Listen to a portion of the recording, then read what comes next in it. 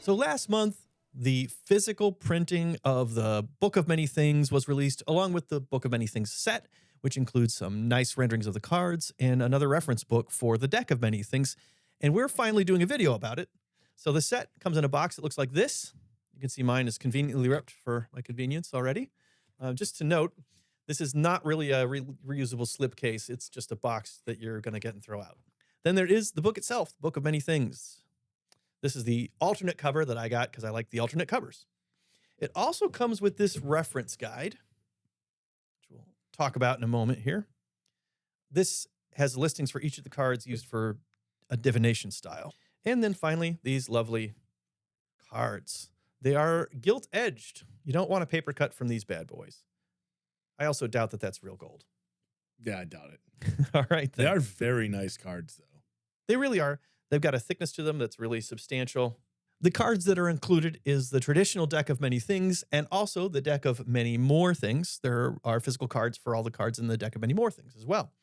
The reference book is mostly about building what the book calls spreads, which is using a randomly shuffled deck, pulling cards from it for ideas about what's going on. So you could create a dungeon spread, which the reference book goes into how to do that.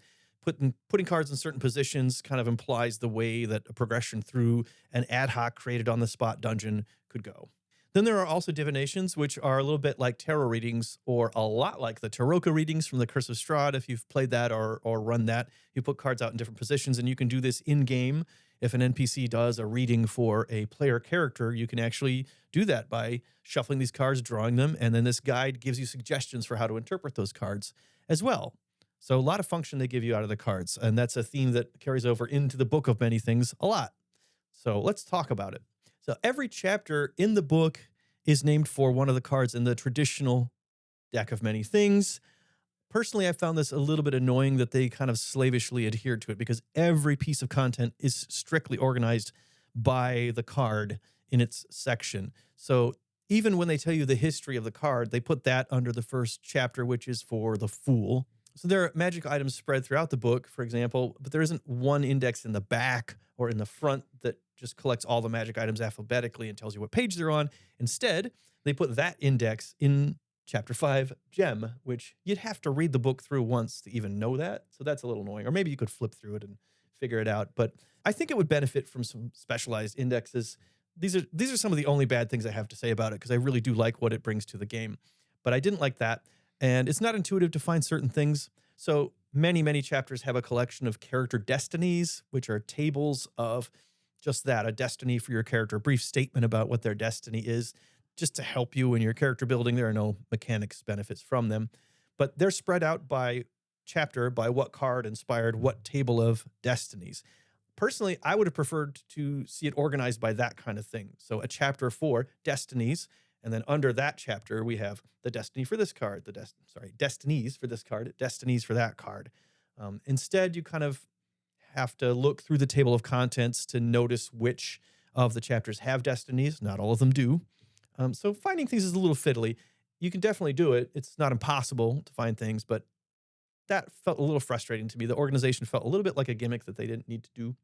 Another small improvement I think they could have made would be to just go ahead and say what the card does. Neither of these books actually say what happens for every card when a character draws it. They just expect you to go look in the Dungeon Master's Guide for that. And to make that even less helpful, they've renamed two cards. So the Idiot has been renamed Puzzle, and Vizier has been renamed Sage. So if you draw the Puzzle or the Sage from this deck, that's what they're going to be called. These aren't the names in the DMG. You've got to remember, oh, right, Idiot is Puzzle, Vizier is Sage. Kind of annoying. It really doesn't seem like it would have expanded the size of these books much if they had just put in there what the card actually does. But that's okay. We've got the DMG. We can get through it. Again, not a major problem, but something I think could have been done a little bit better. Some of the chapters do help you flesh out what happens when a character draws a card from the Deck of Many Things. For example, the Rogue card. Who's the rogue that they meet or that is out to get them? There are named characters in the Book of Many Things just for that. But other chapters are just things that you can put in your game that are inspired by the theme of whatever card that chapter is for. So that's another type of organization where I don't think that it has to be rigidly top level organization outlined by card. I would have preferred a conceptual organization with card listings under each concept. So one concept is NPCs that get summoned directly by a character drawing a card. Okay, here's what happens with the rogue. Here's what happens with the knight. But again, kind of a minor pick. We can get at it by looking through the table of contents. And the content is good and enjoyable to read. So I don't mind reading it through once and then kind of knowing what to look for later. So instead of an actual index, which I do believe they need to add to find specific things in the book easily, they have headings with each individual chapter organized under each one of the headings, starting with a DM tool guide, the character creation stuff that comes with the knight and rogue. So the celestial suite, which deals with all of the uh, guilds and things like that that come with the book, the adventure locations, which give you dungeons and things like that underneath it, and then more backstory about the gods and the deck of many things under adversaries and rivals. So there is some sort of organization. Each card or each chapter is based on the name of card, but not necessarily fully about that card. So just understand that. They do also have the table of contents, which breaks down what is on specific things that are on each page, but not necessarily to the level of an index, which is going to find you the specific word you're looking for. Yeah. Yeah. My preference is I like how spells are laid out in the player's handbook, for example. Every arcane spell is in the section for arcane spells in alphabetical order.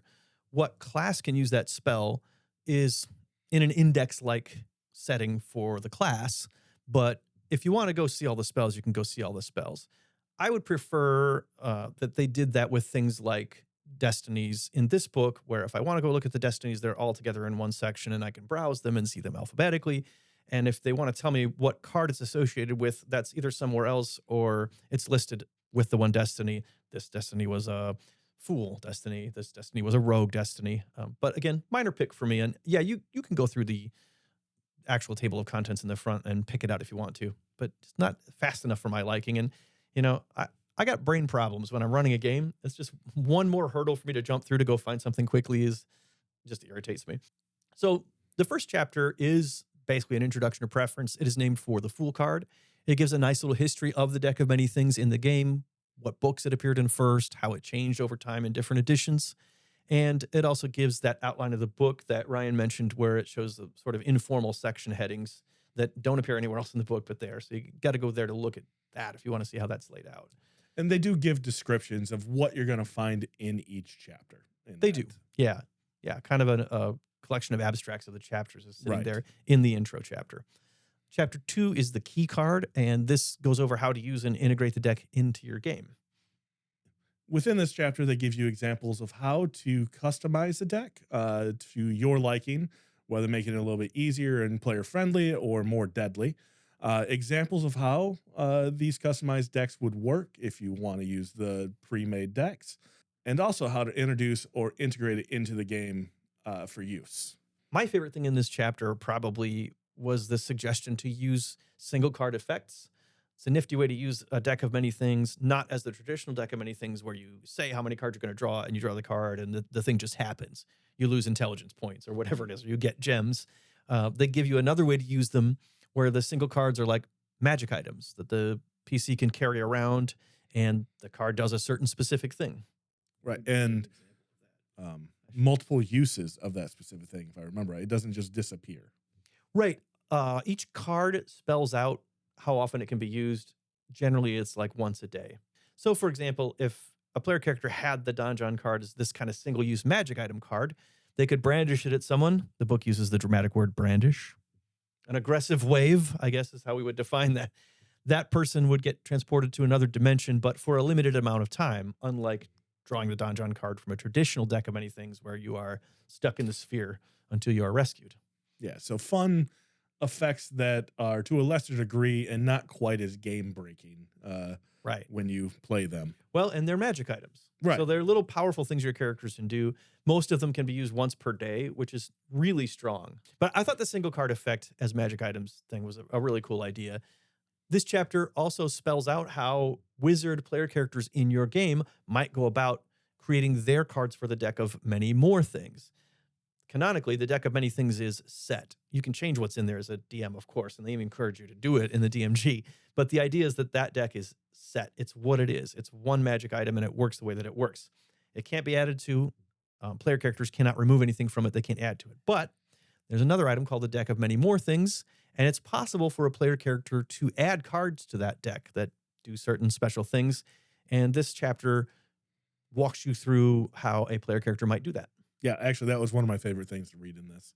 I thought it was a really cool idea that a wizard or a character could spend their whole lifetime trying to collect the materials needed to make a new card to add to this deck. Yeah. The rules they give you aren't too specific. It's almost like you handle it in a more narrative way, but there are helpful guidelines about how you might do that as a DM. Chapter 3 is based on the balance card, and this just gives you various ways to use any types of cards in the game as randomization elements or as their own special items. And they give you certain specific kinds of decks. They also hilariously Yeah. suggest you use Magic the Gathering Yeah, cards. you know, a little Wizards Yeah. on Wizards promotion to use Right. magic cards. Though it does kind of make sense what they It say does. using them, using the pictures from magic cards. If you're already into that, you know you have 1,000 plus, you have thousands of cards sitting around. So why not use them for inspiration on how to make monster encounters Yeah. or new magic items for a D&D session? Yeah. You could use them in spreads too, which we'll Yeah. get to in a moment. There is an inspiration deck idea in this chapter where you can draw a card from a deck of many things. Again, not an in-game deck of many things. This gets a little confusing to talk about, but you could just use the printed deck of many things as a way to randomize and give variations on inspiration that aren't just, oh, you get to re-roll a die. So, for example, in a moment in a game where you feel like handing out inspiration, instead of that boring re-roll, you could let the player draw from this deck. Again, this is not the in-game deck of many things. At this point, we're using this printed deck as a game aid. Right. You could let the player draw a card from it. And if they drew the Jester, then the book says that that card allows them to take the disengage action as a bonus action. And they can just hang on to that card like they hang on to inspiration points, or write it down, I guess, if you want to use the card again for something Yeah. else. The player can write it down, and then at some point they can do that, and they've used that form of inspiration. This to me was pretty nifty, and it made inspiration a little less boring. There are also some ideas for GM inspiration. So to counterbalance it, if you have players do this, then whenever they take inspiration, you can take a GM inspiration that you can hold on to and give to an NPC, a monster, what have you. Yeah, they do warn though, don't hold on to that. Use it as fast as possible because you really don't want your players getting to the point where they're going to hold on to their inspiration and wait until last second or the big Right. battles to use it. Totally. It should be pretty freely given. Agreed. And also, they warn you about the GM inspiration might be a feels bad. It's a little bit atypical for the way D&D works. Other game systems go back and forth between the game master and the players, like a lot of the 2D20 games, like the old Conan game, where there's like Doom, there's a pool of Doom, the GM starts to accrue, and there's a pool of whatever they call it that the players start to accrue that they can use to their advantage. But D&D doesn't typically have a lot of this, so the GM inspiration might be a feels bad for your players. My style in D&D is to be very player rewarding a lot. I probably wouldn't use it, but if you've got players who are used to you playing that kind of back and forth, they've got some nice little suggestions on how to do that. Right. Another way to use it would be as an encounter deck, like I talked about earlier. Using this to come up with random encounters based on what the deck has in it. Yeah. Kind of like a spread, but just a one-shot thing. I drew this Yeah. card, you're going to run into this monster. There's Yeah. also a journey spread where you draw random cards and you lay them out in a way that could make a journey from point A to point B that the PCs are taking a little more interesting, a little bit richer than your just random encounter table. You Right, can yeah. draw A- cards in certain positions that say what's going on. A lot of this chapter was also talking about ways to have randomization without using dice and then using the cards instead. Yeah. You can do different things. You can, if you want to have the same pool of possible things happen, you can put the card back in the deck. This is for any particular thing you want to Mhm. randomize that you might just decide to do by cards. Or if you wanted to weight the odds more in favor of a certain draw, you put more of that card in the deck. So you Right. can do this with face cards. You couldn't do it with these. These are single cards, but you could do it with face cards if you had Yeah. enough of them. Just interesting ways that you can play with odds. And there's the puzzle chapter that literally has puzzles in it. You can drop right into your game Yep. for your players to solve. Puzzles, riddles, traps. They give you 22 riddles, a bunch of different traps to try out. It's a pretty straightforward chapter. Yeah, does what it says. Doesn't really have anything to do with the puzzle card per se, as it exists in the in-game deck of many things. But again, this book is not so much about the specific cards as is it's themed around the Right. deck of many things. Yeah. So the next chapter is Gems, which is the compendium for all the new magic items and actually has the index for magic items within the book of many things. Right. So this chapter itself introduces several new magic items, but it also has this handy index of all the magic items in the book, including the ones in this chapter.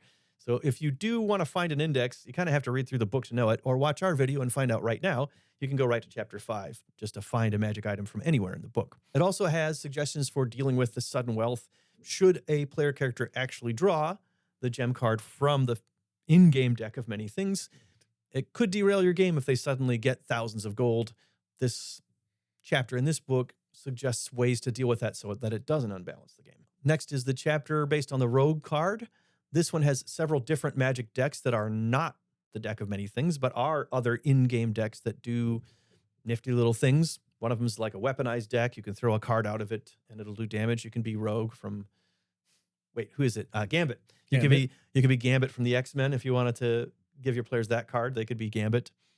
It also has suggestions for the Rogue that is the name of the card. So if you draw that card from the deck of many things in game, you wind up with some rogue figure that's on your back and out to get you and trying to do you in. In this book, they give suggestions for who that rogue could be. They literally have character stat blocks in there and a little bit of backstory on those rogues, if I remember right. Yeah. Yeah. Chapter 7 is based on the Sage and is full of card inspired feats and spells. Specifically, the Cartomancer is a new feat. And also in this chapter is the deck of many more things and what those cards specifically do. So there's the deck of many things and there's the deck of many more things. All of the many more things cards and specifically what they do are here, as opposed to the deck of many things cards and what they do, which are in the DMG. Which this chapter seems like a really good place to have just talked about everything, all the deck of many thing cards and the deck of many more thing cards. If you're already going to list out the many more cards, you may as well add in what is already in existence, just as a secondary, easy place to find. I agree. They also could have just put that under each, because there's a chapter for every card in the deck of many things. They could have just put it as the first thing. That's what it does. And then here's all the stuff that we came up with inspired by that. Not a super big deal, though. No. Chapter 8 is Fates.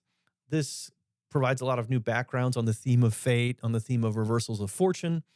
And there are some new magic items in here and some charms, which is something I have not used a lot in my games. This made me kind of think about charms and how I've overlooked them in games that I've run for years now.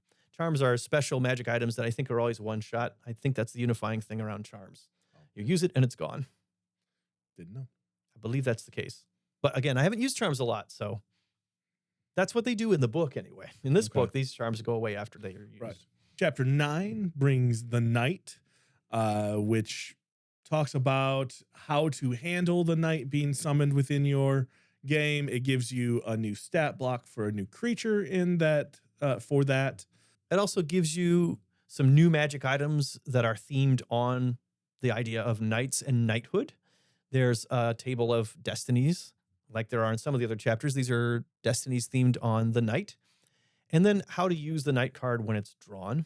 And then that suggestion for who the knight is, I think was pretty cool. It's a creature called the Deck Defender, and it is a paper knight made out of cards. And its attacks are like a paper cut. It's literally what it's called. I didn't see that. It's kind of neat. I can see maybe some DMs might think it's a little corny. Mm-hmm. You don't have to use the Deck Defender as your knight. It's just an idea they give you. But I thought it was cool. I'd probably use it at least once for the fun of it. Right, yeah. Chapter 10 is the Sun card, And here they introduce the Solar Bastion, which is a group of knights who are trying to protect people from the havoc and destruction that the deck of many things can wreak. So if player characters find the deck, the knights may detect this and show up to try to help them and say, hold on. Yeah. Please don't use those cards. You might die. The next few chapters actually introduce a bunch of different guilds to this book. Mhm. The Solar Bastion actually has a guild hall, and they give you ways to introduce this to your campaign and how to join the Solar Sun Knights and things like that that are added to for more hooks in your campaign. Mhm. There's also a location in this chapter, which is where the Knights of the Solar Bastion's headquarters is at. And it's even connectable to Spelljammer. They've got a little Spelljammer ship Yeah. docked there and a dock for Spelljammer ships to come Yep. in. These are people who hop the multiverse, so this makes sense. Yeah. Chapter 11 brings in the Moon card and the Moon Stalkers as a faction, which is kind of a werewolf thieves guild like faction. Ish. Yeah. They are all about money and stealing stuff and making money off of it. It's heavily implied in the book that the Moonstalkers are drawn to decks of many things because the deck of many things is one way that someone can come into some big new riches. Right. And they might just show up to take those from you. Go ahead and relieve you of the burden of having you're carrying all that gold around. Yeah, or the new keep that you inherited somehow. Right? So they got a location for this one too. They've got their guild hall, and this is fully mapped out, and you could have a little adventure in the guild hall. If you Yeah. wanted to do that, you could have the PCs, I don't know, investigate the Moonstalkers for revenge, find their guild hall and try to raid it. Or again, join them. Or join them, I guess. Yeah. Yeah. If you want to run a thiefy game.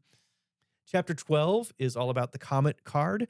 Most of this chapter is about a group called the Heralds of the Comet, who are this apocalyptic cult who believe that the universe needs to be destroyed because it's kind of screwed up. That if you're suffering, it's because the universe is breaking down. It's reached the end of its life. That's why there's so much suffering in the universe. There's some connection to the Void card. They would like to use the deck of many things to bring about this apocalypse. And they are essentially a cult. They're kind of a doomsday cult. Yeah. They were a pretty cool addition to it. And again, I know I've said this with everything else. You can join them and you could. hasten the doom of the multiverse. Sure. Yeah. There's also some tables for omens and calamities that you can randomly roll on or just pick something from to add this kind of doomed foresight into the game if you want that as a theme. This is one of the coolest groups for my taste in the book. I'm a little obsessed with cults and the doomsday thinking and, you know, the way religion works out in this particular way. So I was really fascinated by this section. I thought they were well written and well fleshed out. Interesting group and kind of unique for what you encounter in D&D settings. Yeah.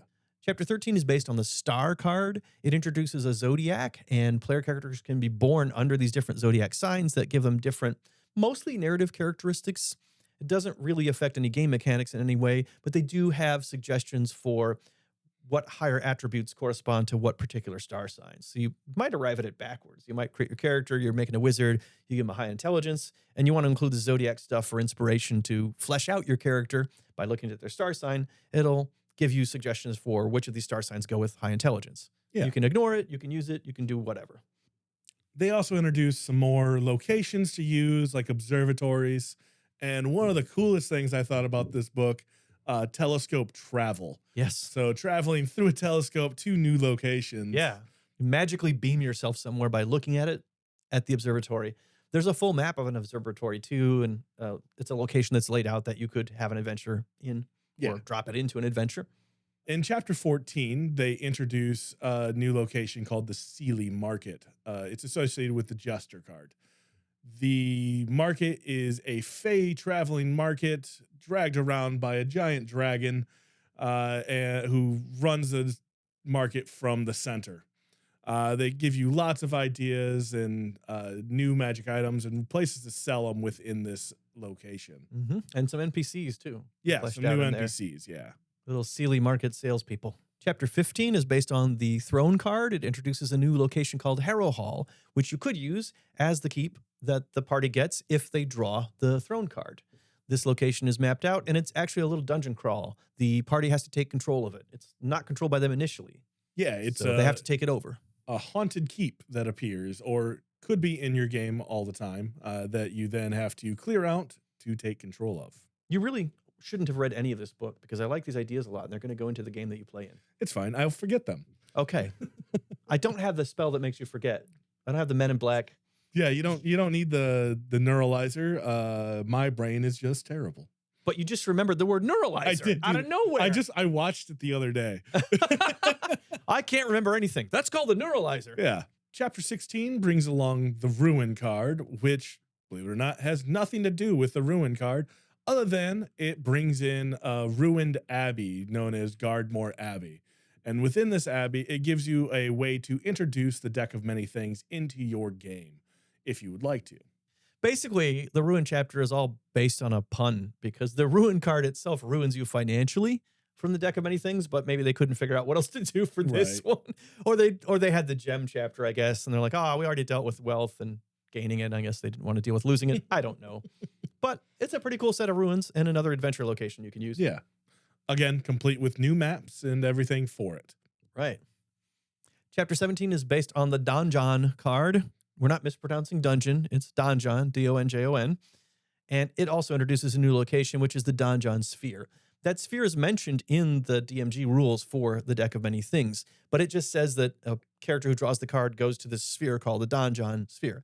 In the Book of Many Things here, they give you a map for that Donjon Sphere. They tell you how it works and how the player characters can find it and rescue their party member.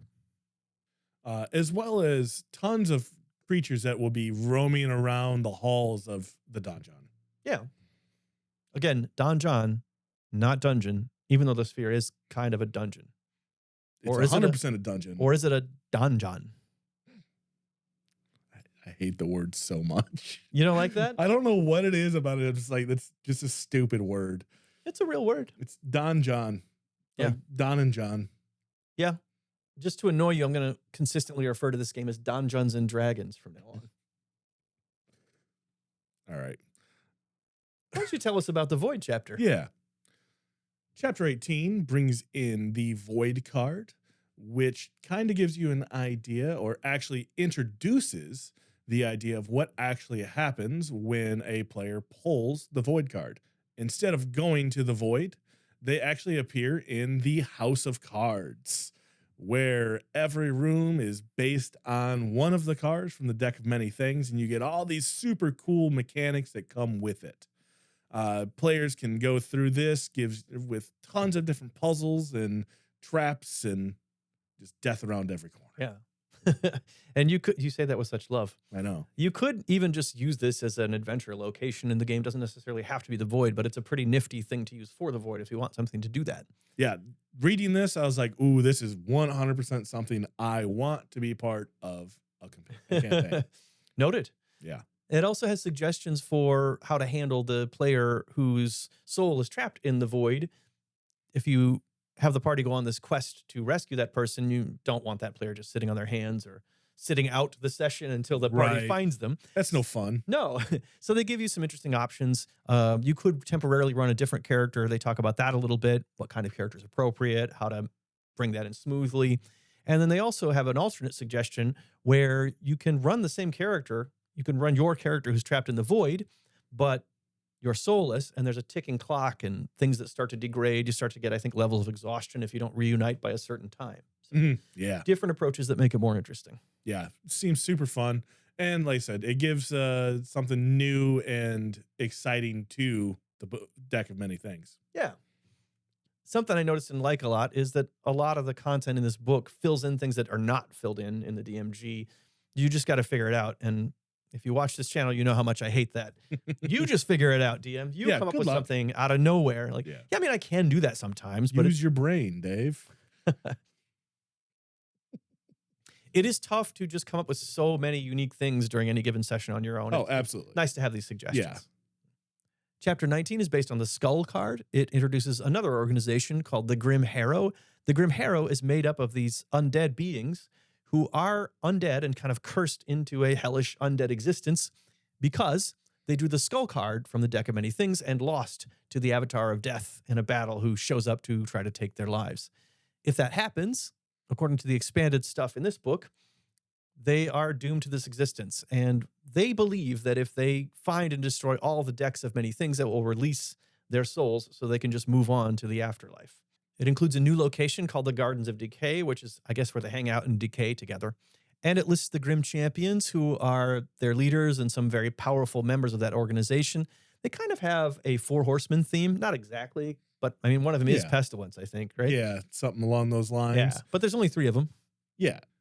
Chapter 20 introduces the Flames card and 3 new fiends to be summoned from the hells and mess with your players.